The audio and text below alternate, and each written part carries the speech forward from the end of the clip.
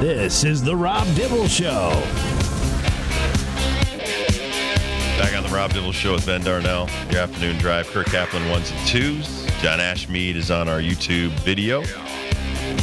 So I was listening to different music stations on the way home, and they were talking about ZZ Top. Now, I think there's only two of them still alive, the drummer and one of the other ones. They had the most tour dates that they toured last year, 99 dates of all like the rock band. What are they, like 75, 80 years old? Yeah, they're up there. Yeah. That's a lot of, and they have 100 more this year. That's, dude, like, give yourself a rest, man. Retire. No way. Crazy. Rolling Stone's still out there in their 80s. My mom just went and saw Hart, Nancy and Ann Wilson running around. She's in a wheelchair. But that's not why. She doesn't need to be in one. She fell down and broke her shoulder. In and out. And I guess like there's some at the beginning of this tour, she was out of it. Now she's back in it. My mother said that she apologized on a couple of songs where she wasn't hitting the note. My mom's like, I don't know why she's apologizing. It sounded great. Which one's the singer, Ann or Nancy? I think it's Ann. Okay, the guitar player. Wilson, I think Nancy's nailed it. Yeah, Nancy, she's a rocker. Nancy nailed, and I guess I've seen other reviews where she complains about certain solos she just can't do like she used to. I'm like, man, you're so people don't even notice. Right, they're so critical of themselves. Exactly. I saw a clip where they were busting her butt, and I'm like, she sounds identical to the '80s, and you got a problem with how she's like sitting in a chair because she busted her shoulder. They just played in Bridgeport, and I saw the write-up was rave reviews for them in Bridgeport. But, man, I have a lot of respect for old people that could listen, I'm 61, and when you see like 80-year-olds that are still out there rocking it, God bless them, because it ain't easy. And it ain't easy being on the road either. It's a long way to the top if you want to rock and roll, Dibs. Long way. Let's talk some Daily Pickle stuff. Okay. Luis Ariz, man, going toe-to-toe with the first baseman. His head hit the dude's shoulder. He gets knocked unconscious, and I think they thought that he also hurt his neck. Was this a bunt, too? Was this a bunt situation? I don't remember what the situation was. It was a rise bunt? Yeah. So both were bunts because Roddy Tellez had one with the Toronto Blue Jays where he was the first they're bang-bang plays. And what I mean by that is, the runner's hauling ass down the first baseline. Yep. And whoever throws it to them, catcher, infielder, whatever, it's just at the same time. And a lot of times, like even the Rowdy Tellez and the guy hitting him in the back and the hip and in the shoulder, and Rowdy's a freaking wall, are going to take the worst part of that. Because you're going, 20 miles an hour into zero. It's like you're hitting a wall. And both guys end up hurt pretty bad, with Ariz getting the worst of it. And you and I talked about this 2 weeks ago, where the college level now, they're adding the softball base to the it's still going to cause problems because there's the confusion of you've been raised a certain way to run through the bag. Now you got to veer at the last second.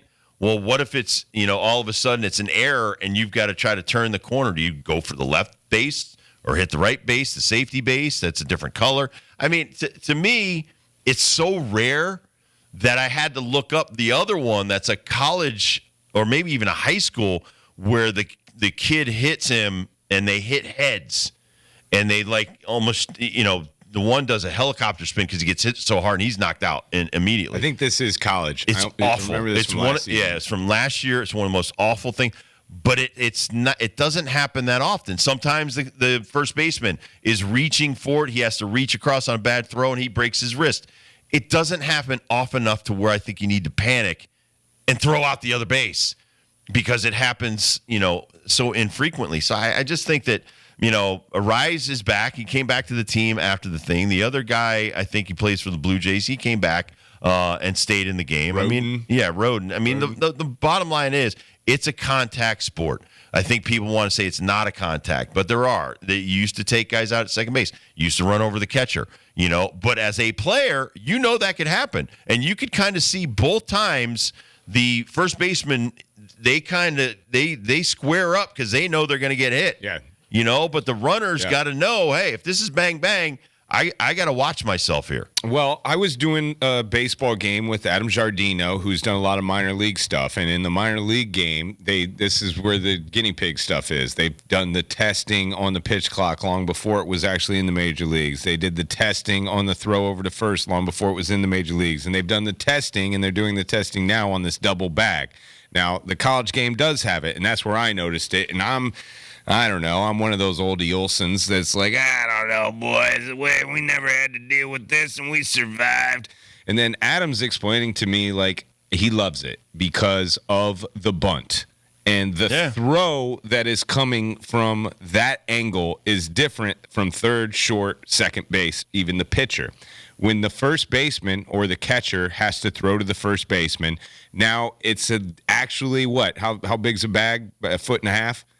18 inches? It's 18 inches across now. I just watched this. So this is a bunt past the pitcher to the first baseman who throws it to the second baseman who's running across the base. That's and the Arise one. And hits a rise. So that wasn't even a stationary first baseman. But it's the same concept. It's the same concept. Because Rowdy's doing the same thing. Right. Rowdy Tellez is playing first base over to the inside of the bag like you're normally taught to do. There is a ball that goes in. The pitcher's got to field it. There's kind of an etiquette, too. Right. You know, the runner can always spike the crap out of the guy if he wants to. You just shouldn't do it. That's awful and evil. But the throw, that 18 inches of extra, that can move the first baseman over 18 inches. Enough to crush the runner. That's true. Or give the throw a little bit more of an angle to go to the outside, because both these throws go across the baseline in the bag, and the first baseman / second baseman, whoever's covering, has to reach to get it. There's no way they can get out of the way. And like you're saying, it's bang, bang. So as soon as they reach over and get that, boom, they're going to have a collision. I don't know if I want it in Major League Baseball. All I know is when I saw Arise, you guys told me about Rowdy Tellez, I didn't even know there was two. Right. But I was thinking when I saw Arise, I'm thinking of Buster Posey. I'm thinking Major League Baseball is going to use this video and now the Rowdy Tellez video. And they're going to implement this into the game. And I'm not going to be surprised next year, maybe even this year. I won't be surprised. They double bag. They've dumbed down the game. They've wussified the game. It's a professional game. It's like the NFL. I'm with you on that. What is the NFL going to do? You're not going to be able to tackle at one point. We're going to pull flags in 10 years. I mean, it's ridiculous. We protect the quarterback. We protect the wide receivers. We protect everybody. But at the end of the day, you know the risks. It's like driving NASCAR, driving F1, driving in these motorcycle races. How about horse racing? I think you're running a 1,200-pound beast and you're a 120-pound man or woman. I think that's this insane. is about the play at the plate. Like the catcher knows the risk. And here's the thing with Posey, and I go back to this. This kid didn't do anything wrong. Posey was out of position and got his leg busted. Well, same with these throws. These throws are bad throws that bring the shoulders and the midsection over. That's part of coaching third. Things happen. I do it at the 16U level. I send my guys most of the time. Sometimes, like in the Parker, I'm scared to death that it's going to be a bang-bang play. That's in my heart of hearts. I'm like, I don't want to get my kids hurt. But I know that they could do it, and 9 times out of 10, they've been unbelievable, and they do make it. And I tell them don't dive, they still dive. I mean, they're gamers, they're baseball players, they're athletes, they're competitive. So the same thing goes for these major leaguers. You're telling them now when you're being paid millions of dollars to go all out, you can't go all out. Then we're going to say instead of going through the bag, veer off to the right. Now is that going to shave time? Is it going to add time to the running? Is it going to shave time? It's going to, if you're trying to turn a double and like all of a sudden the right fielder bobbles something and you're now making that right veer. If you weren't making that right veer and you run through the bag, that's right. You'd be going right to second base. You can probably get thrown out a lot easier with this double bag. And here's the problem: there's like 1% or maybe 2 or 3% of these guys are not smart. They don't have baseball etiquette. 1%. Right. Okay. I'm trying to be nice. Right. Let's say 10 to 20%. Okay. Where, like you just said, instead of taking that left turn, the dude takes a right-hand turn or runs down the right field line. Yeah. And, now you got to get to second. And now he's down the right field line. He's got to try to go across the diamond, and he gets thrown out at second on a stupid play instead of not going and just going back to the base. And the big thing is, there's also if you take one step to the left on the inside of the foul line and get tagged, you're out. Yeah. Because you're still in play. Now, well, you're already in foul territory because the base is in foul territory. What if you hit balls over there? You can start giving fair balls in foul territory? Well, now so the bag will be split, and where the orange part is foul. And that down the line, that's a tough thing to look at. If I was an umpire and the ball jumps the bag, like I don't even want to get into that. But the runner interference, Giardino was explaining this to me as well. That kind of eliminates your runner interference, or at least gives them a lane. Because if they veer to the lane, okay, that's another part of my argument here. Because you already have a box, especially at the major league level, that they go by. Yeah. That on a play, you cannot be on the left side of the fair foul line and in throwing territory. Like if the first baseman or pitcher try to throw it to first base and hit you, you're out. You're out. Because you're in the throw lane. Right. So now you got to be in that square. Are they going to widen the square? Probably. Yeah. They're going to widen the square and give you more of a lane on the right side of the foul line so that you could get to your base. Yeah. I just, there's so many pros and cons to this whole concept. Listen, I'm all about safety, but you can't make the game 100% safe at any level. There's an inherent danger to playing sports. So as a parent, you have to be like, even when I'm watching my daughter play lacrosse, that thing's a rock that they're throwing around. They don't even give the girls the same racket as a boy. The boys get a deeper pocket than the girls. The girls you told me this. They get a flat pocket, and I'm still I'm dumbfounded by it. They don't wear helmets, although some of the girls are now starting to wear helmets because even an errant throw on a shot could smoke a girl and hurt her. So there's this inherent danger, but you're thinking, wow, they're girls, and some of these girls are unbelievably talented and throw the hell out of the ball. So it's a risk to do that. It's a risk to play field hockey. It's a risk to play football or hockey. Where do we draw the line on this stuff? Then you start talking about snowboarding. There's a little boy died at Mount Southington just hitting his head on the ground. You had the movie star. She fell over skiing. Recreational stuff is risky. So to me, it's you can't take all of these elements out of the sport. There's never going to be a time. You could just like even watching the Red Sox, White Sox. The White Sox pitcher's throwing 100. He hit 3 Red Sox guys in 2 innings, but 2 of them were on a curveball and a changeup. But she was still offended because she's a Red Sox fan. You're going to hurt my guys. You hit Bregman in the show. He wasn't trying to do it, but he should be in Double-A, sharpening his edge. Instead, he's in the major leagues, and that's a decision by the Major League Ball Club.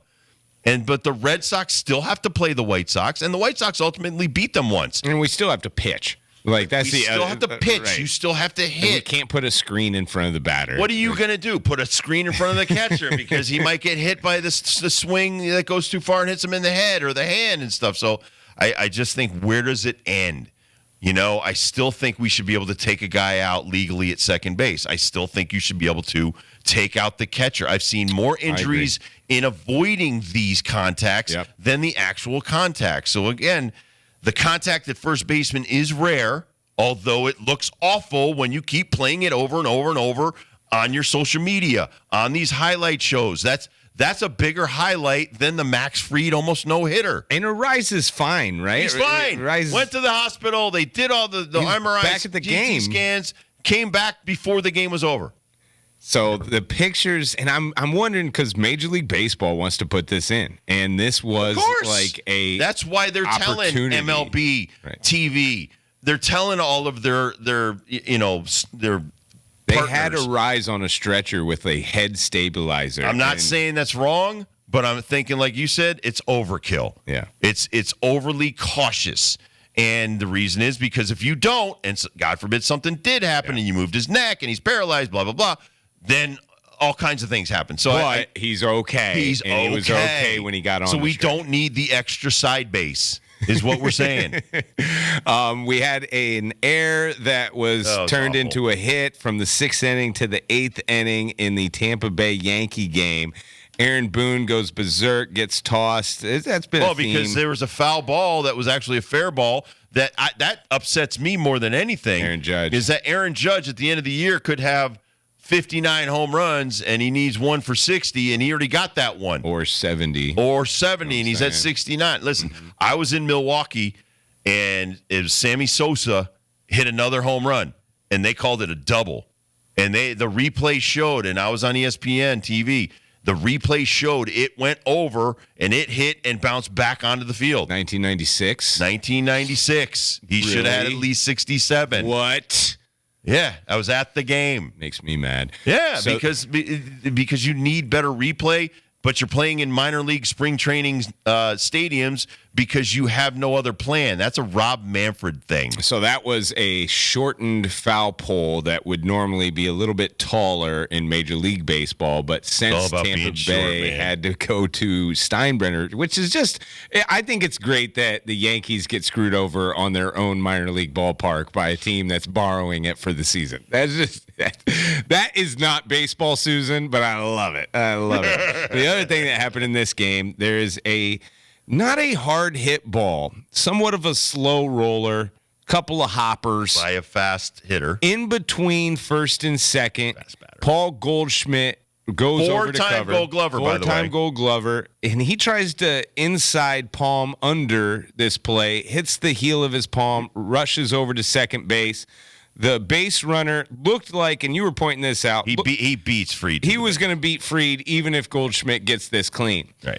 They dilly-dally, lollygag around. They call it an error on the board, but they're still squawking in the press box. Was that an error? Was that a hit? Was that an error? Was that a hit? Let's get some footage. Let's get some second opinions, third opinions, fourth opinions. Let's look at it again. By the time they get to the eighth inning, then they switch it over to a hit. Max Fried, and the only reason that this is important, if this was Max Fried and he's given up a couple of runs and 7 hits already, this wouldn't even be a discussion. It's a no-hitter situation, and now it's a one-hitter situation, which honestly changes so much in that part of the game, 6, 7, and 8, for a starting pitcher, as person managing a staff. There's so many things that go into that just because of them waiting around to change it to a hit. Listen, Chandler Simpson was looking for a few hits. I think he's a rookie. I don't think it was given to him. I think he beat Fried to the base. And even if Goldschmidt, who was shifted towards second base, even if he makes that play, Goldschmidt's not beating him in a foot race. Fried's not beating him in a foot race. I don't agree with the call. It is an error. It's a boot.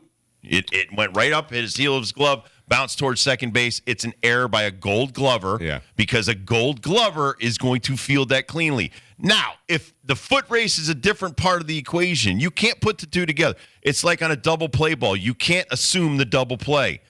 That's why it's not an error when it's a fielder's choice, when you don't get both sides of it. You can't assume that. So you can't assume that Fried, because Goldschmidt caught it, all of a sudden has another gear.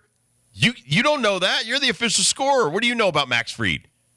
So that you can't assume that he doesn't beat him in a foot race. So I'm giving you the 180 here on the assumption that that's what the official score, because this is what he said. He said that Fried couldn't have beat Simpson to the base. I don't buy that argument. If all of a sudden, bam, my guy's got the ball, I got to get there. Maybe he dives. Maybe he makes a heroic catch. Okay. So this is what I'm saying. Okay. So on the official scores end of this assumption that his guy, because it's their home stadium, it's not the spring training home until next year. Well, these are Tampa Bay guys. These are Tampa Bay's official scorer. Right. That's the home scorer. That's what their beef is. Now, explain to the people, too, because you bring up the Gold Glove. Like, there's a difference. There's absolutely a difference. So if a guy at shortstop's a Gold Glover and he does the exact same thing as a guy that's not a Gold Glover, there is a difference in how I score that. Absolutely. Absolutely. Absolutely. They look at poor fielding people that if it's like a smash and it hits the guy, and normally if it was Goldschmidt, and he doesn't make the play, okay, that is an error on Goldschmidt. But on this other guy, that guy 9 times out of 10 can't make that play, then you assume that that's a hit. I like that, actually. Oh, yeah. I like that. We used to get ticked when they did that with Ryan Sandberg at Wrigley because they knew he was trying to win another Gold Glove. They would give you hits. And that's a freaking error. That guy makes that play 99 out of 100 times. Hey, listen, the baseball gods got you back and took away that home run from Sammy that one time in Colorado or Milwaukee or wherever it was. Poor Sammy. He needs that home run back. Poor Sammy. Not enough people say that. Dibbles and Bits is next. We'll be right back.